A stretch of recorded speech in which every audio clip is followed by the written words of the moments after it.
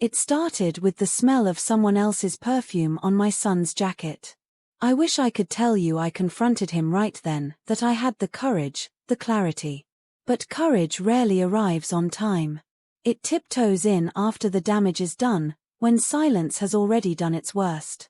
That day, I just stood by the laundry sink, my hands trembling above the rinse water, inhaling a scent that did not belong in my home.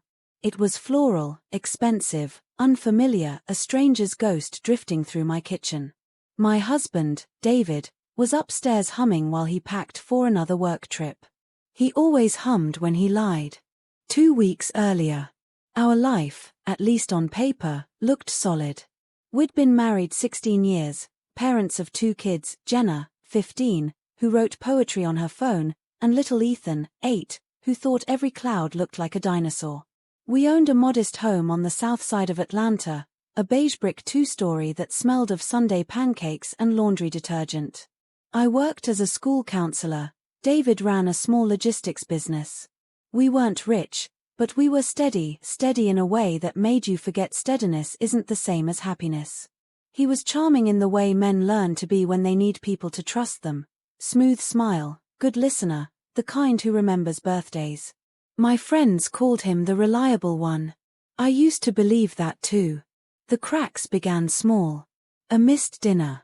A late-night text that made him flinch.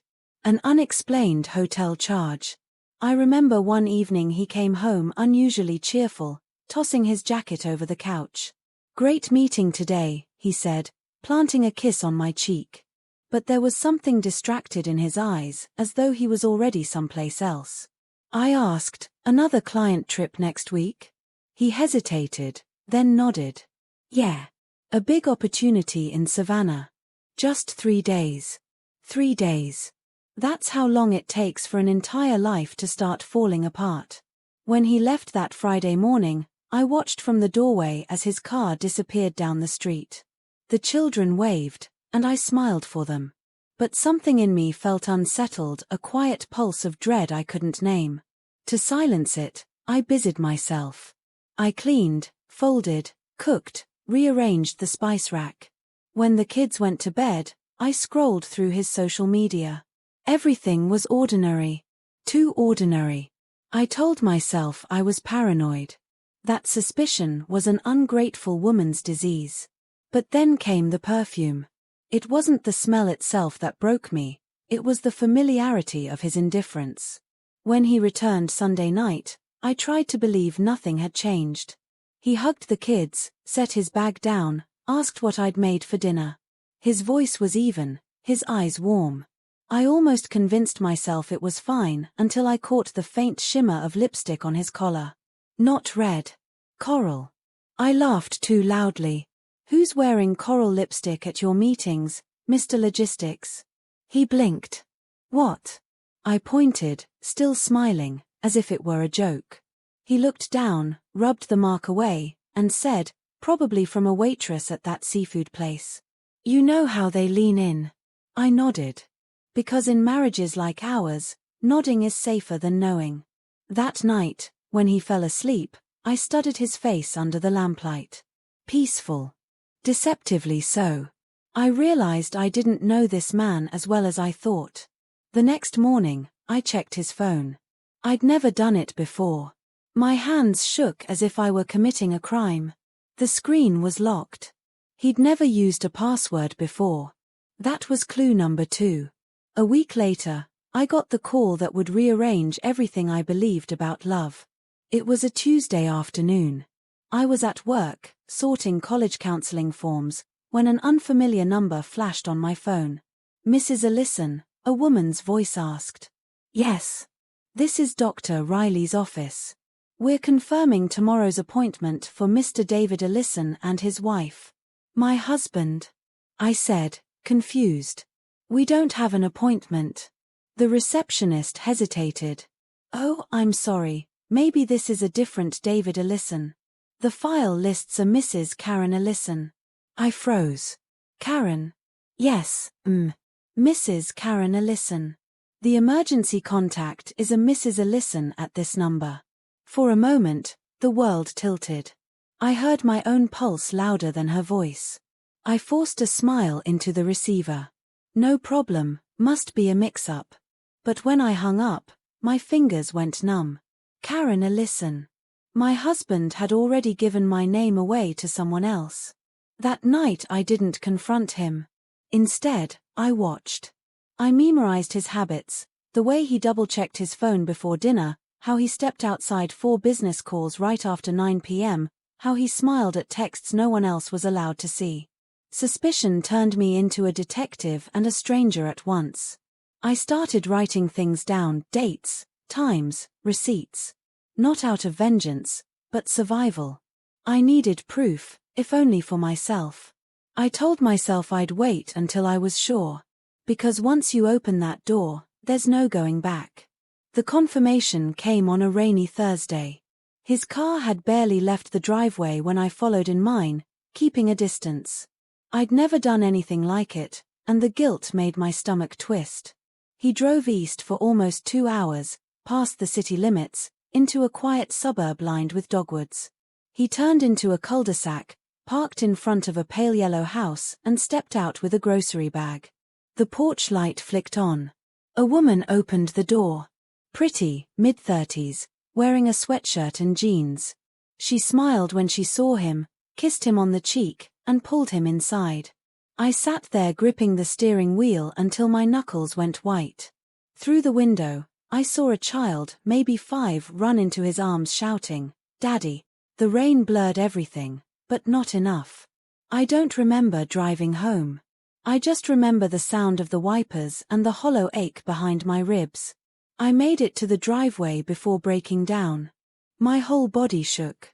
It wasn't just betrayal, it was humiliation, the realization that while I'd been packing school lunches and paying bills, he'd been living another life, loving another family. Another me. That night, he returned late. I didn't ask where he'd been. I didn't need to. He kissed my forehead, told me he was exhausted, and went straight to bed. I stood in the hallway, staring at his briefcase, the one that traveled between 2 homes. Inside, I found what I expected: receipts, envelopes, and a photograph. In the photo, he stood with the same woman from the yellow house, arms around her shoulders, smiling. Behind them, 2 children. The caption on the back read, "The Allisons, 2022. My hands went cold. He'd given them my name, my life, my husband. I didn't sleep that night. I walked the house barefoot, whispering to the walls, to the ghosts of our years together. How long? I asked the dark. How long have I been sharing him? No one answered. Only the clock kept ticking, patient and cruel.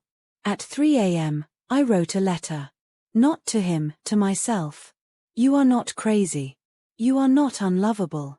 You will find the truth. And when you do, you will decide what happens next. I folded it neatly and placed it in my Bible.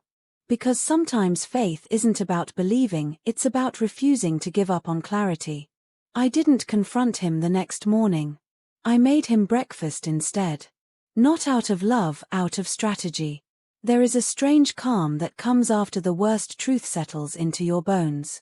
It's the quiet you feel when you stop hoping and start seeing. David walked into the kitchen wearing that same relaxed smile he used when he was hiding something. He kissed the top of my head, murmured a sleepy morning, "Babe," and poured himself coffee. I watched him stir sugar into his mug. 2 spoons. Clockwise. He'd done it that way for 16 years. But suddenly, even the smallest things felt foreign. Borrowed. Long day ahead? I asked lightly. He nodded without looking up. Yeah. That Savannah client again. I might stay overnight this time. Depends on how late it gets. Overnight. At the yellow house, I'm sure. With Karen. I smiled and served him his plate. Drive safe. He didn't notice the tremble in my voice. He never noticed anything that wasn't about him. When he left for work, I called in sick, drove the kids to school, came back home, and sat with the photograph I'd found in his briefcase. I studied every detail: the woman's hand on his chest, the way he leaned toward her, the natural intimacy that only comes from years, not months. And the kids. 2 children who had his smile. He'd built an entire second family while I was carrying our first. My heart didn't break. It unraveled, quietly, painfully, like an old thread losing its strength. I spent the next hour searching through drawers, pockets, credit card statements, anything that could tell me how long this had been going on. I found 2 hotel receipts from Savannah dated 9 years ago. A life insurance policy listing spouse, Karen Ellison. A second phone bill for a line I'd never seen. A bank account statement with transfers every month, large ones, going to the same address on Dogwood Lane. I whispered to myself, 9 years. My hands went numb. My youngest was 8. My daughter was 15.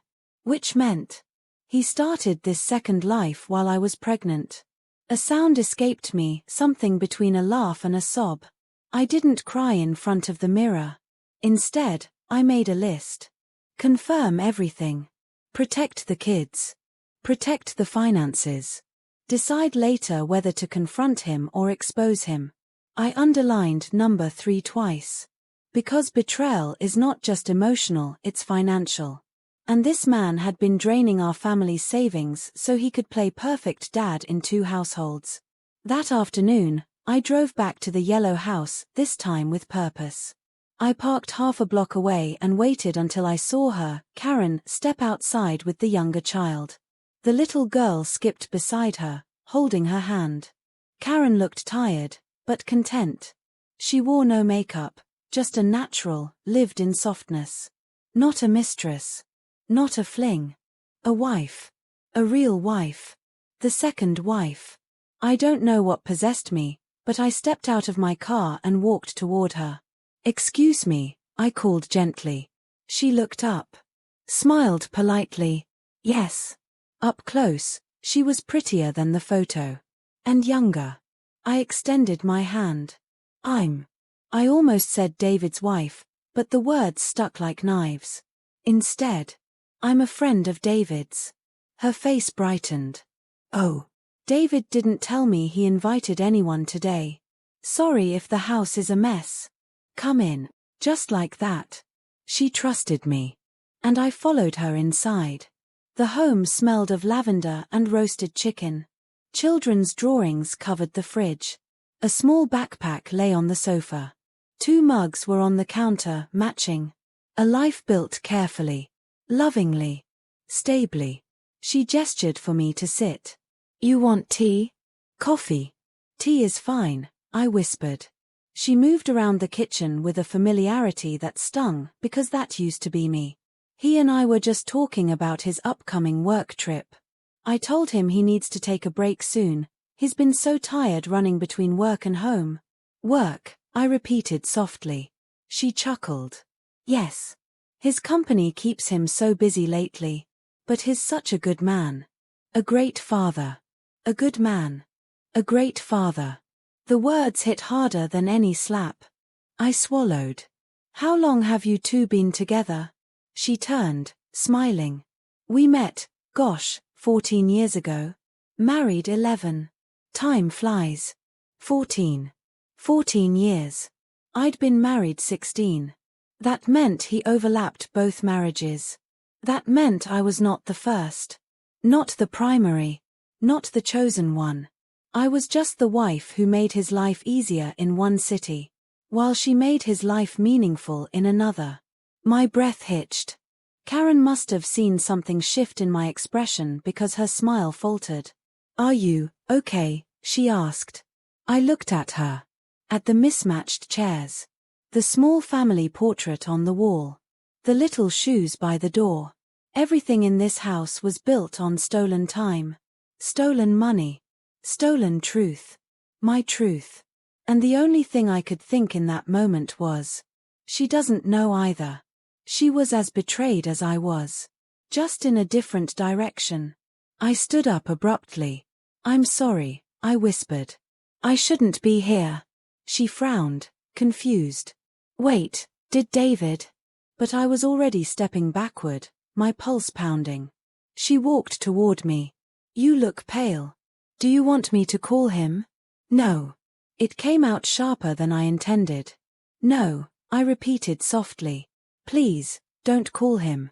I left quickly, nearly stumbling down the porch steps. In the car, I gripped the steering wheel and whispered to myself.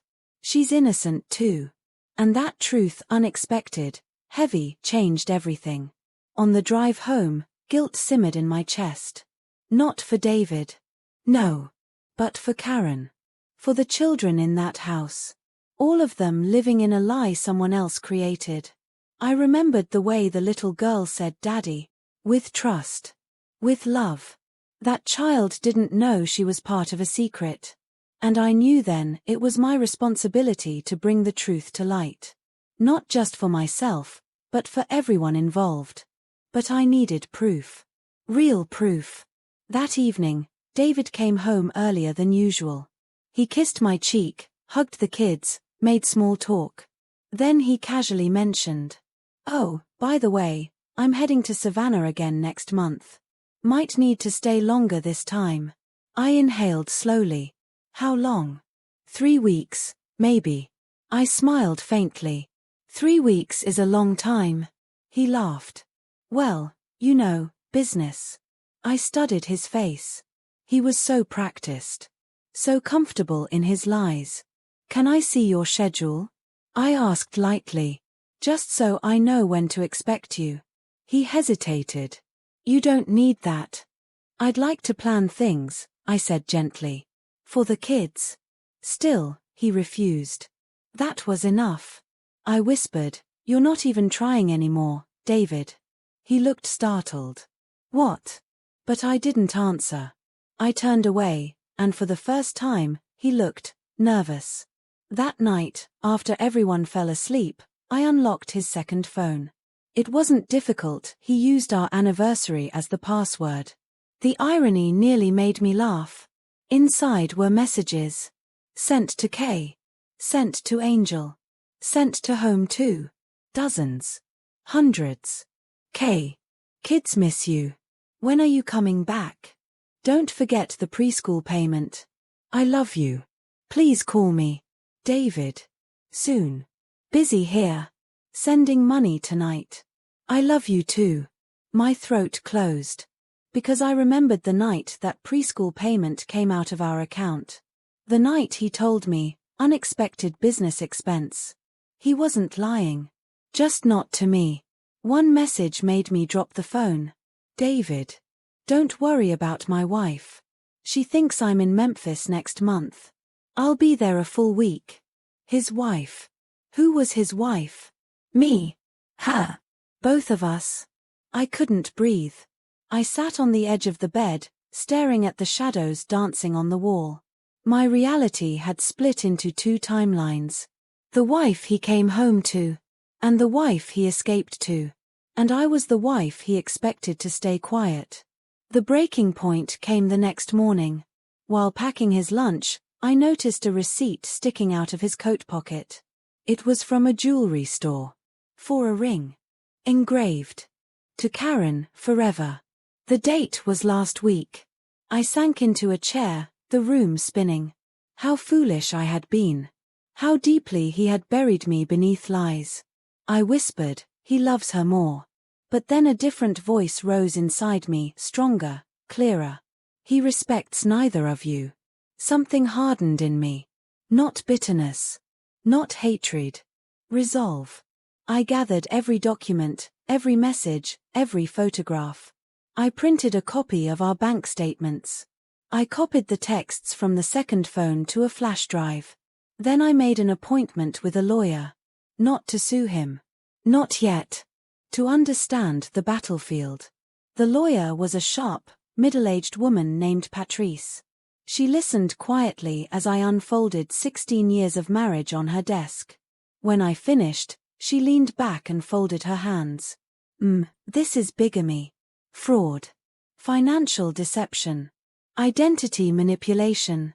You have more than enough evidence. I'm not trying to ruin his life, I whispered. She nodded. You're trying to reclaim yours. Her words felt like a blessing. I exhaled shakily. What do I do? She slid a pen toward me. First, secure your finances. Second, protect your children. Third, decide if you want divorce, criminal charges, or both. I stared at the pen. This will change everything, I murmured. Patrice's voice softened. Sugar, everything already changed. You're just catching up. I left the office feeling both lighter and heavier. Lighter with clarity. Heavier with the weight of what was about to happen. But I wasn't done. There was one more truth I needed to face. Karen. She deserved to know the man she loved was living a double life. And I needed someone who truly understood what had been stolen from us. I didn't go to Karen's house right away. I rehearsed a dozen versions of the conversation in my mind first, some gentle, some blunt, some filled with tears. None of them felt right. How do you tell another woman that the life she built is only half hers? How do you say, your happiness was paid for with my heartbreak? There is no graceful way to break someone else's world. But there is a righteous way. Before I spoke to Karen, I needed to confront the architect of this pain, David. Not with shouting, not with desperation, but with truth sharpened by preparation. The kind of truth that cuts clean. It happened on a quiet Friday evening. The sky was turning violet, the neighborhood kids were still playing outside, and I was sautéing vegetables while the kids finished homework in the living room. David walked in earlier than usual, humming under his breath.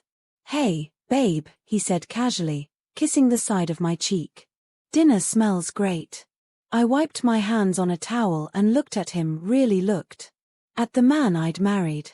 At the stranger he'd become. David, I said quietly, we need to talk. He froze. Then exhaled slowly. Can we do this later? I had a long day. No, I said gently. Now. There must have been something in my tone, calm but unshakable, because he followed me to the dining table without another word. I sat down. He remained standing, arms crossed. What's this about? He asked. I placed the photograph on the table between us, the one of him, Karen, and the children. His face drained of color so fast I thought he might faint. Where did you get that? I found it in your briefcase. He swallowed hard. It's not what you think. I nodded slowly. Then explain what I'm thinking. He opened his mouth, but no words came out. The silence stretched, thick and trembling. Finally, he whispered, please don't do this. A bitter laugh escaped my throat. Do what, David? Ask why you have a second family. Why you've been lying to me for 14 years. Why you married another woman while I was pregnant with our daughter. His eyes widened. You went to the house? Yes. And you talked to her? Not fully. Not yet. He sat down then, hands shaking slightly. For the first time, I saw fear in his eyes. Not fear of losing me, fear of being exposed. Listen, he whispered, I can explain. I'm listening.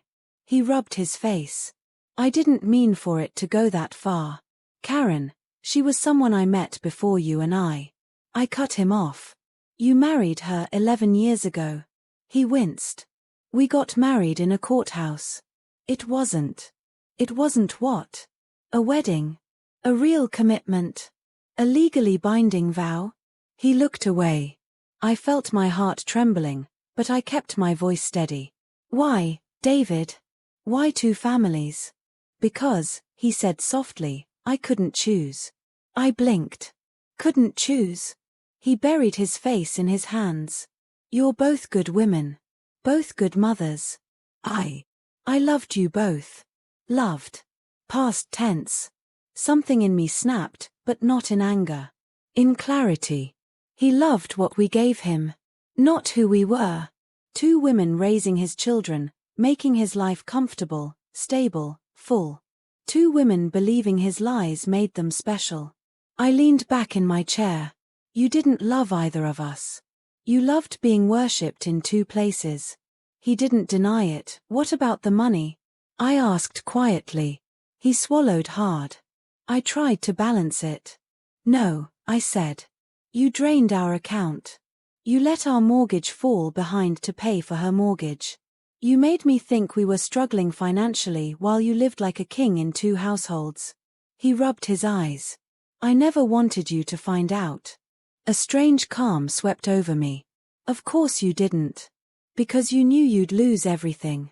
His jaw clenched. Please, don't take the kids from me. I stared at him. You already took their stability. Their college funds. Their future. I'm cleaning up your mess. He leaned forward, voice trembling. What do you want me to do? For once, I said softly, I want you to tell the truth. He shook his head. I can't. Karen will fall apart. She'll take the kids, Anne. And what? I whispered. Do what I had to do for 16 years. Raise a family alone. He looked at me, then really looked, and something inside him broke. Please, he whispered, don't ruin both families. I stood up. Because in that moment, I finally understood something. I wasn't ruining anything. I was exposing the ruin he created. I'm done protecting you, I said quietly. I left him sitting there, staring at the photograph, his world collapsing not because of me, but because of his own choices. The next morning, I drove back to the yellow house. My hands were cold on the steering wheel. My heart kept beating too fast. I rehearsed what to say, but everything felt wrong. When I parked, Karen was outside watering plants. She glanced up, surprised. Oh, you came back, she said kindly. Is everything all right? I walked toward her slowly. Karen, we need to talk. She frowned. Did David send you? No. My voice shook. I'm here because I think you deserve the truth. She set the watering can down. What truth? I took a deep breath. My name is Monica Ellison. I'm David's wife. She blinked, confused. His ex-wife. No, I said gently. His wife. Present tense. Her face paled. No, David said you. He told me you passed away years ago. I felt physically sick. Passed away. He'd killed me off in his other life. Karen backed up a step, shaking her head. No. That can't be. We've been married 11 years. We have 2 kids. He would never. I pulled out the photograph from my bag. Her breath left her body like someone had punched her. She grabbed the edge of the porch railing to steady herself. This can't be real, she whispered. Tears pooled in her eyes. He told me you died. He said he came from a broken marriage. That he was raising his kids alone. Oh my God. She covered her mouth, trembling. I'm so sorry, I said softly. I didn't know either. Until 2 weeks ago. She shook her head violently. No. He wouldn't do this. He's a good father. A good man. I stepped closer, voice gentle but firm. Good men don't need 2 wives, Karen. A sob broke from her chest. She sank onto the porch steps, crying into her hands. Seeing her like that cracked something inside of me, not pity, but solidarity. We were 2 wives standing at the same grave, buried beneath the same lies. I sat beside her. Not touching, not crowding, just present. What do we do? She whispered. We stop allowing him to choose for us, I said. We take our lives back. Over the next hour, we talked. Really talked. She told me about her life. About how David was affectionate at first, then growing distant every time he left for work. About how she felt something was off, but trusted him because he called every night. She told me her children asked why Daddy sometimes looked sad. Why Daddy always left before holidays. Why Daddy had 2 phones. I told her about the lies he'd told me. The money he'd hidden. The debt he'd created. The future he'd gambled away. By the time our conversation ended, the sun was dipping behind the trees. She wiped her tears. We expose him together. I nodded. For the kids. For ourselves. For every woman who's ever been fooled by a man too cowardly to choose. We exchanged numbers. We made a plan. We agreed. No yelling. No scenes. Just truth. Truth spoken by two women standing as one. We chose Sunday. A day he wouldn't expect anything. A day both families deserved clarity. We invited him to Karen's house. She told him the kids missed him. He showed up right on time, carrying a bag of toys. He walked up the porch steps humming, smiling until he saw me standing behind Karen, arms crossed. His face went from confusion, to fear, to anger, to realization. "Monica, what are you doing here?" Karen's voice shook, but she spoke with dignity. "David," she said, "we know." His lips parted. "Know what?" I stepped forward. "About both families." His breath caught. "David," she whispered, "how could you?" For a moment, he looked like a man drowning, desperate, wild-eyed, flailing for excuses. "It's not what it looks like," he started. "Oh, we know exactly what it looks like," I said. Karen added, "and we're done letting you juggle our lives like toys." He looked at us, one wife to his left, one to his right, and he realized he'd already lost. Not because we hated him, but because we no longer feared him. He tried begging. He tried explaining. He tried manipulating. None of it worked. Because truth, once spoken aloud, doesn't shrink back into silence. Karen wiped her eyes. "You need to leave." He stared at her, stunned. "You're choosing her over me." She shook her head. "No. I'm choosing myself." I opened the door for him. "Goodbye, David." He walked out. A man made small by the consequences he created. And for the first time, I felt free. When David walked out of Karen's house that day, something inside me didn't celebrate. It didn't cheer. It didn't collapse. It simply settled. Like dust finally finding the ground after too many years in the air. Because the truth was out, not whispered, not suspected, not pieced together by instinct. It was spoken. Shared. Acknowledged by every person who had been living in its shadow. And now, the real work, the hard work, began. The ride home felt unreal. Not dreamlike, more like walking through a world that was suddenly rearranged by invisible hands. I kept replaying the confrontation in my mind, the shock on his face, the crack in Karen's voice, the finality in her words. For 16 years, I had been living inside his story. Now, I was stepping into mine. That evening, I tucked my children into bed the same way I always did, Ethan with his superhero blanket, Jenna with her headphones on, pretending she was too grown to need comfort but still leaning into my hug. Nothing in the house changed. Yet everything felt different.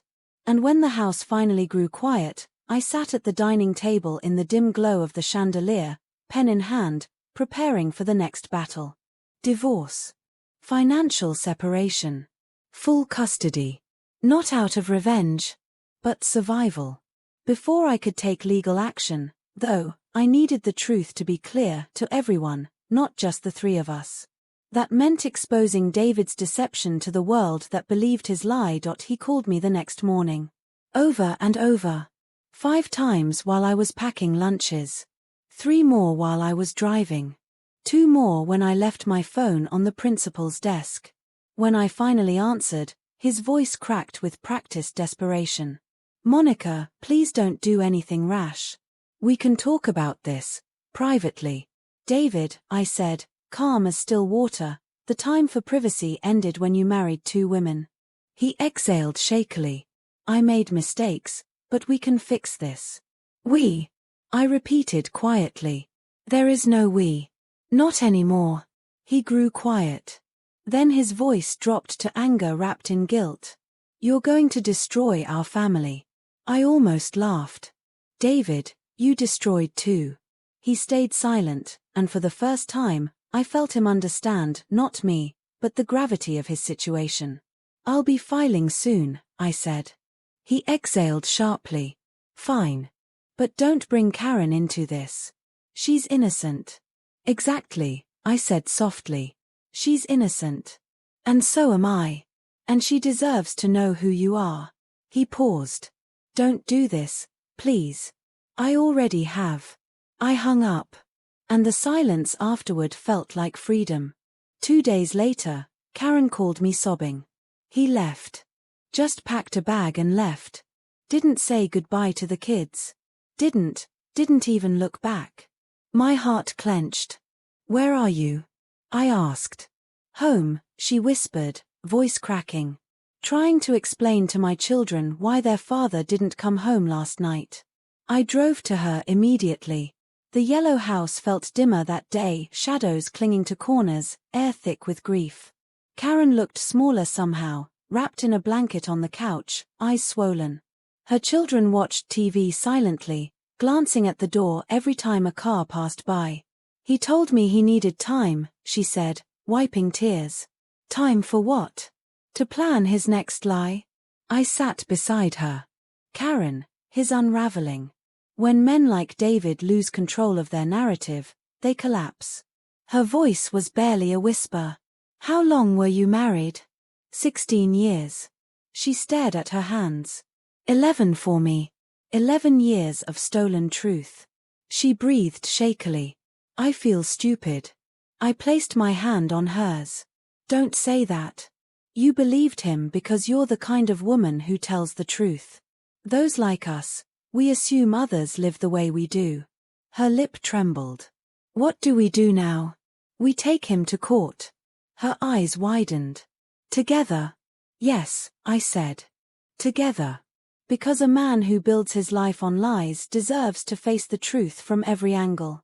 My lawyer, Patrice, nearly whistled when she saw the full picture. 2 marriages. Overlapping years. Mixed finances. Fraud. Identity deception. She leaned back in her chair. Ladies, this is not just a divorce case. This is a criminal case. Karen sat beside me, wringing her hands. What happens now? She asked. Patrice folded her hands. You both have grounds for petitions. 4 custody claims. 4 financial restitution. And depending on how the judge sees it, he may face criminal charges. Karen looked stunned. Criminal? Patrice nodded. Bigamy is illegal in every U.S. state. Add financial fraud, hidden accounts, and potential tax evasion. He's looking at serious consequences.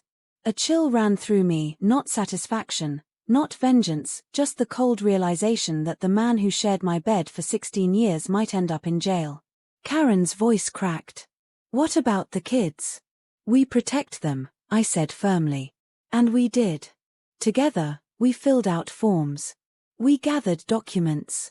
We cross-referenced timelines. We pieced together a puzzle David had been hiding for more than a decade. By the end of the week, we had enough evidence to knock down a kingdom. Secrets travel fast in places where people pretend they don't gossip. Word spread. Quietly at first. Then loudly. At church, people whispered in the pews. At my job, colleagues looked at me with sympathy and curiosity. Are you okay? The principal asked gently. I will be, I answered. Because healing isn't a moment, it's a decision made over and over. But the real storm came at David's small logistics company. Employees began asking questions. Customers backed out of contracts. His business partner, who had no idea about the second family, quit on the spot. David called me that night, voice frantic. You told people, he shouted. I kept my tone even.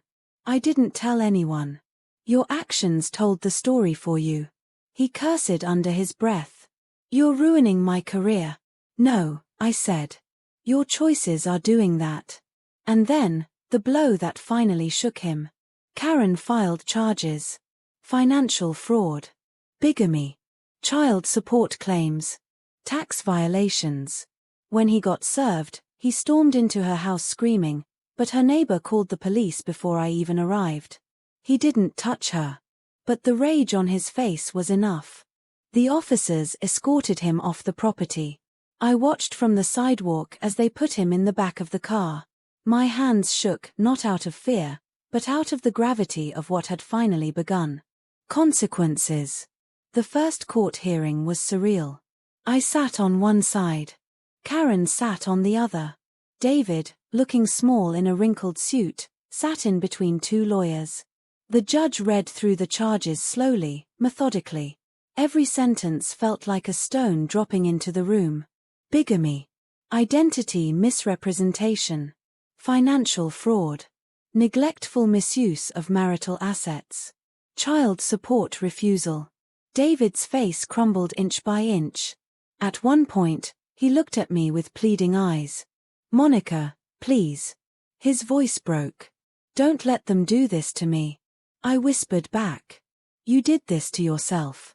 The judge ordered temporary full custody to me for our children. Another temporary full custody order went to Karen for hers. David was granted supervised visitation only. He sank into his chair like a man folding into his own regret. But it was too late for tears. The truth had been spoken. The curtain had been pulled back. And the performance was over. After the hearing, Karen and I walked out together. She looked exhausted, but lighter. As if grief had finally loosened its grip on her ribs. "Do you ever think," she asked softly, "that we weren't meant to meet like this, but maybe we were meant to help each other survive him?" I thought about it. The pain. The betrayal. The lies that intertwined our lives. And then the strength that followed. "Yes," I said. "We were meant to meet. Just not because of him, but despite him." She smiled faintly. "Thank you for not turning against me." I squeezed her hand. We were both deceived. We grew stronger by standing together. And that was the first moment I felt the beginning of healing. Not from David, but from the sisterhood of survival. David didn't go to jail that week. Bigamy cases move slowly, tangled in court calendars and paperwork. But the judge's temporary orders were enough to change the rhythm of our lives completely. For the first time in 16 years, my home felt quiet. Not empty. Not sad. Just quiet in a way that felt like breathing after being underwater too long. Some evenings, after I tucked Jenna and Ethan into bed, I'd sit at the dining table, my sanctuary of late-night clarity, and let the silence untangle the knots inside me. It wasn't peaceful yet. But it was honest. And honest silence is the beginning of healing. About a week after the hearing, I stepped onto the back porch with a cup of chamomile tea. The air was cool, the sky bruised with purples and blues. Crickets sang loudly, as if trying to fill the space my thoughts had vacated. For the first time, I didn't think about David. I didn't replay arguments. I didn't picture Karen crying or the kids confused. I just existed. A small thing, maybe. But after living in two shadows, his lies and my denial, it felt monumental. I whispered to myself, "You're still here." And somehow, that felt like enough. The next month brought a different kind of justice. Not dramatic. Not loud. Just steady consequences stacking one by one. First, his business partner filed a civil complaint against him for mismanagement. Then the IRS launched an inquiry. His two households had two inconsistent tax filings that didn't match his reported income. Then the mortgage lender for Karen's house froze the loan after discovering financial irregularities. He called me one afternoon, his voice hollow. "Everything's falling apart." I listened quietly. Then he said something that surprised me. "Please, help me. Not forgive me. Not I'm sorry. Not even I want to fix this. Just, help me." 16 years ago, I would have dropped everything to save him. But the woman I'd become, the woman forged in betrayal and truth, spoke differently. "David," I said softly, "I can't help you build a life you tried to keep me out of." He inhaled sharply. "So after everything, you're turning your back on me?" "No," I whispered. "I stopped walking in your direction. You were the one who turned." And then I hung up. 2 days later, Karen came by my house. She looked tired but stronger, like someone who'd learned to stand again after being knocked down hard. "I wanted to give you this," she said, handing me an envelope. Inside were copies of her own bank statements showing deposits from David, amounts that matched the missing funds from our accounts. "Your lawyer will need that," she said. "For restitution." I nodded, grateful. "Thank you." She gave a small, sad smile. Funny. I used to think if other women were involved in a story like this, they'd hate each other. Turns out, we're the only ones who understand each other. I felt something warm settle in my chest. We didn't choose this connection. But we can choose what we do with it. She sat with me on the porch steps. The same porch where I once cried silently so my kids wouldn't hear. "We'll get through this," she said. Not with the softness of hope, but with the grit of someone who survived the same earthquake. And for the first time, I believed it. The hardest part wasn't lawyers or court hearings. It was explaining to my children why their father wasn't coming home on weekends anymore. Jenna was old enough to sense something deeper was happening. "Is it because of us?" she whispered one night. My heart cracked open. "No, baby. None of this is because of you." "Then why did he leave?" "He didn't leave you," I said softly.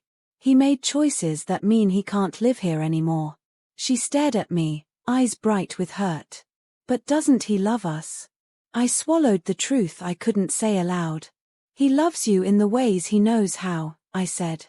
"And sometimes, that isn't enough." She leaned into my shoulder, and I held her tightly. Ethan took it differently. He kept asking when Daddy would come home. One afternoon, he walked up to me with 2 mismatched socks in his hands. "Daddy always helps me find the pairs," he said. "Can you do it instead?" My throat tightened. "Of course I can," I whispered. And I spent the next 20 minutes sorting through socks with him, matching colors, matching patterns, matching the small holes of loss I didn't know how to patch. Karen and I grew closer, not quickly, not easily, but with the quiet grace of women rebuilding from the same wreckage. Sometimes she joined me for coffee after dropping her kids at school. Sometimes I sat with her while her youngest napped. Sometimes we texted late at night, sharing the small victories. I got through the day without crying.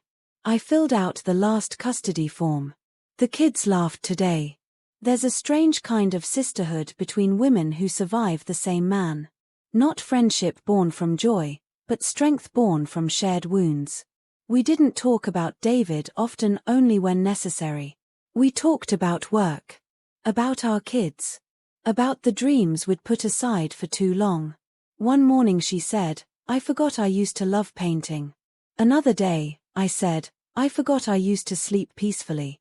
We remembered ourselves together. I found out from his sister. "He lost the business," she said quietly over the phone. "Closed it yesterday." I breathed out slowly. "And, he's moving in with a cousin. No money left." For a moment, I didn't feel triumphant. Just sad.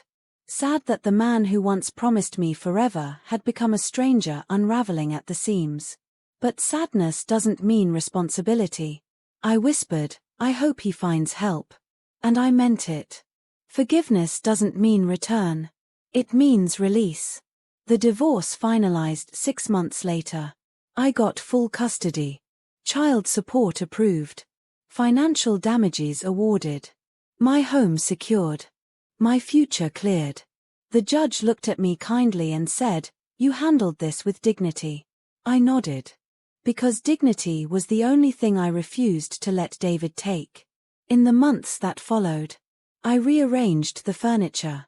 Painted the walls a warm, hopeful yellow. Started journaling again.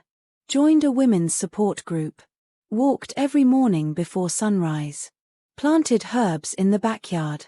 Learned to sleep without listening for the garage door opening. The house felt different, lighter. Not because he was gone, but because I was finally present. My children flourished. Jenna wrote a poem that won a school award. Ethan learned to ride his bike without training wheels. They laughed louder. Breathed deeper. And one night, as I tucked them in, I realized. We weren't the same family we used to be. We were stronger. Karen left the yellow house. Not because she had to, because she wanted a fresh start. She moved to a small apartment with her kids. Started taking art classes. Got a job at a local non-profit. Her life was quieter now. But also freer. We took our kids to the park together sometimes. People stared, confused, two women whose lives were tied by one man. But we didn't care. We'd earned our peace. About a year after everything happened, I received a letter. From David. I stared at the envelope for a long moment before opening it. His handwriting was shaky. The letter read, "Monica, I don't expect forgiveness. I lost everything I loved because I thought I deserved more than one life. You were the best of me, and I threw it away. I'm sorry. For everything. I hope you find happiness where I stole it. David." I folded the letter quietly. Not with anger. Not with sympathy. With understanding.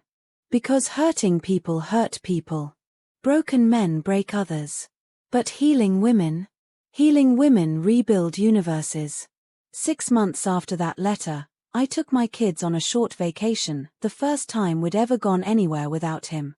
We stood on the beach, the sun dipping low, waves brushing over our feet. Jenna held my hand. Ethan ran ahead, chasing seagulls. And I felt something I hadn't felt in years. Lightness.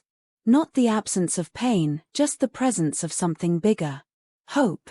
I whispered into the wind, I made it. And for the first time in my adult life, I truly believed it.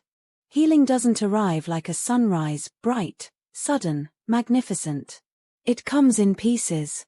Quiet little moments that sneak up on you when you're not looking. It came to me the morning I realized I hadn't checked David's social media in months. It came when I folded laundry without imagining another woman doing the same for him. It came when I stopped waking up at 3 a.m. with my heart racing, wondering what lie I'd missed. Healing showed up in the spaces where pain used to live, filling them gently, patiently. I didn't rush it. I didn't demand it.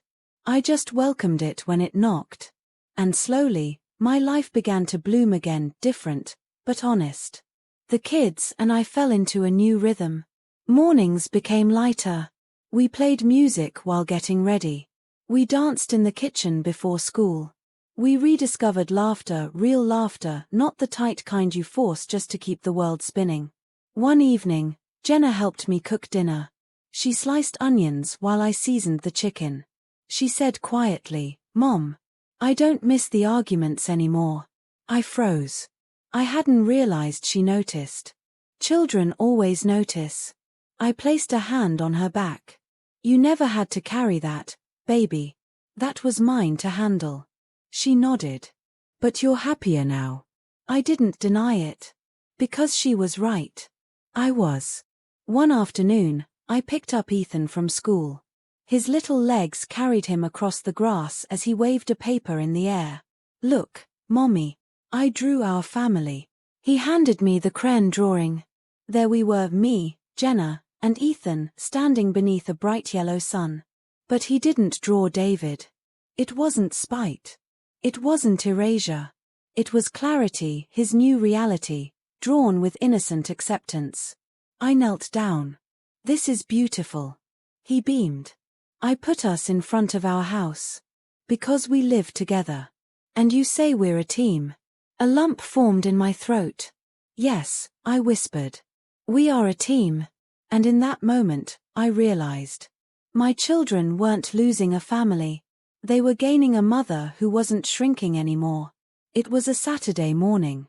Sunlight was streaming through the kitchen window, casting soft golden reflections on the counter. I was making pancakes, the kind with blueberries that burst like tiny memories when you bite into them. As I flipped the last pancake, I suddenly remembered a similar morning years ago, David coming home late from work, smelling faintly of perfume. My hands would shake as I cooked, trying to pretend everything was okay. This morning, my hands were steady. I stood there, spatula in hand, breathing in warm butter and sugar, and whispered to myself. "You survived the truth. Now you get to live it." I felt a quiet, powerful release, like unclenching a fist I didn't know I'd been holding. Letting go wasn't forgiveness. It wasn't forgetting.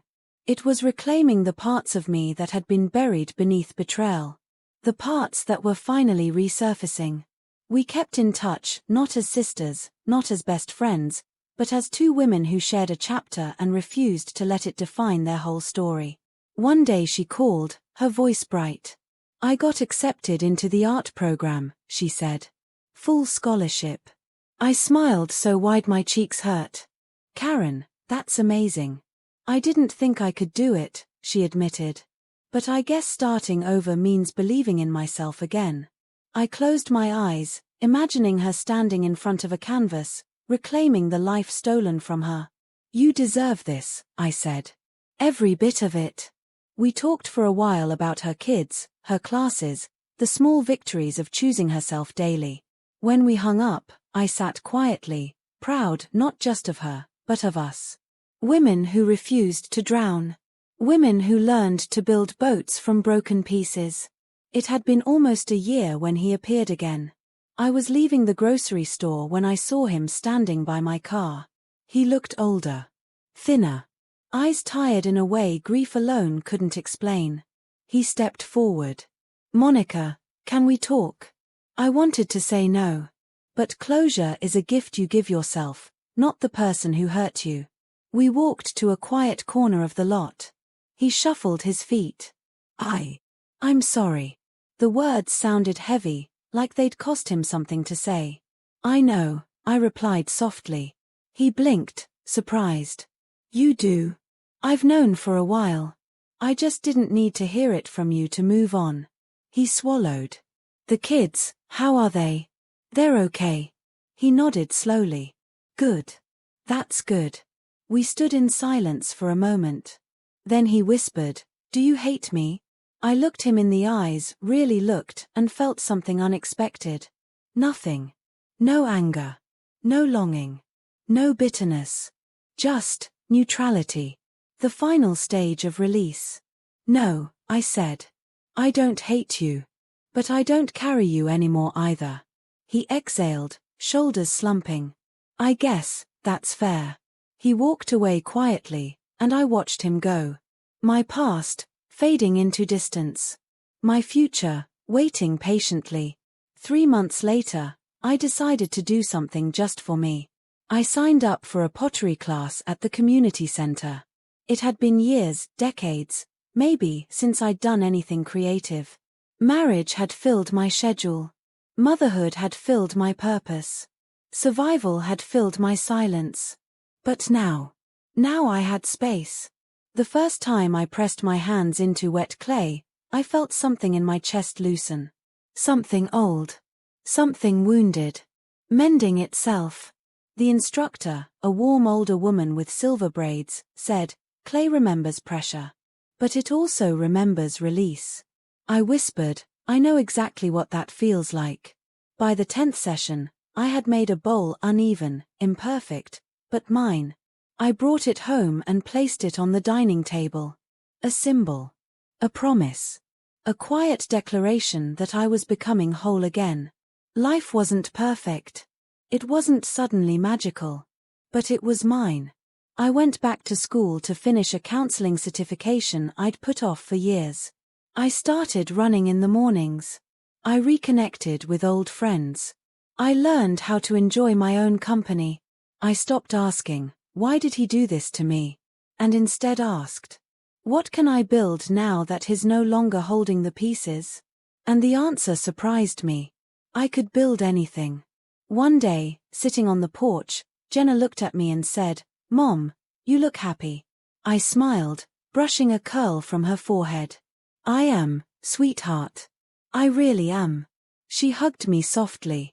Ethan came outside chasing fireflies, his laughter echoing through the twilight.